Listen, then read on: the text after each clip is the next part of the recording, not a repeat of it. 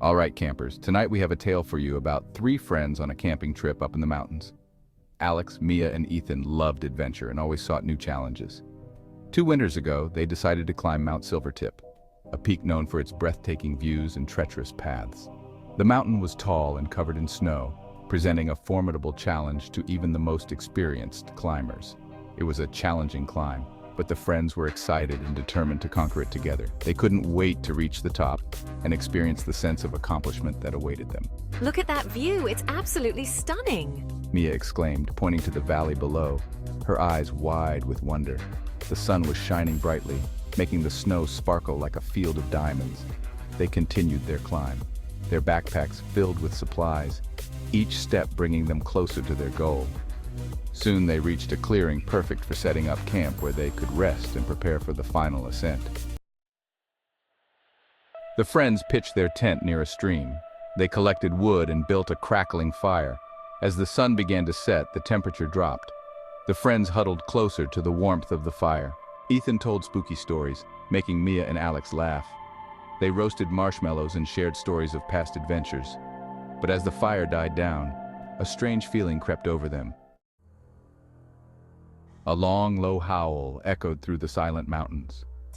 Alex, Mia, and Ethan stopped talking. They listened intently. Their laughter was replaced by a nervous silence. What was that? Mia whispered, her eyes wide with fear. Probably just the wind. Ethan tried to sound brave, though his voice shook a little, but deep down they all felt it. They weren't alone. The next morning, Ethan discovered strange tracks around their campsite. The snow had preserved the prints perfectly, making them easy to follow. They were large paw prints, much bigger than any dog's. The size and depth of the prints suggested a creature of significant weight and power. The friends tried to ignore the uneasy feeling in their stomachs, but fear clung to them like a shadow. Every rustle in the bushes, every snap of a twig, heightened their anxiety. Another howl pierced the air, closer this time. It was a haunting sound that echoed through the forest, making their hearts race. It sent shivers down their spines. The campfire, once a source of comfort, now seemed like a fragile barrier against the unknown. A pair of glowing eyes emerged from the trees. They were unblinking, watching their every move with an eerie intensity. A large gray wolf slowly stepped into the open, its gaze fixed on them. The air was thick with tension as the wolf's presence became undeniable, a silent threat in the night. Panic surged through the friends as the darkness of the forest seemed to close in around them. The once comforting campfire now cast eerie shadows that danced menacingly on the trees. They quickly packed their belongings, their hearts pounding in their chests. Every rustle of leaves and snap of twigs heightened their anxiety, making their movements frantic and uncoordinated. We need to move now, we can't stay here any longer.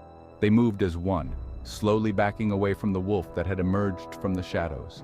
The campfire's light flickered and dimmed, casting long, ominous shadows. But the wolf followed, its eyes never leaving them. The glow of its eyes was a constant reminder of the danger lurking just beyond the firelight. It's not stopping. What do we do? We can't outrun it forever. They ran then, as fast as they could, their breaths coming in ragged gasps. The forest seemed to close in around them, branches clawing at their clothes and faces. The wolf pursued them, its howls echoing behind them, a chilling reminder of the relentless predator on their heels. They scrambled over rocks and fallen trees, the wolf always close behind. The terrain was treacherous, and every step was a struggle to maintain their footing. Keep going and don't look back. We have to keep moving. Suddenly, a large tree branch snapped under Ethan's foot, sending him tumbling down a slope.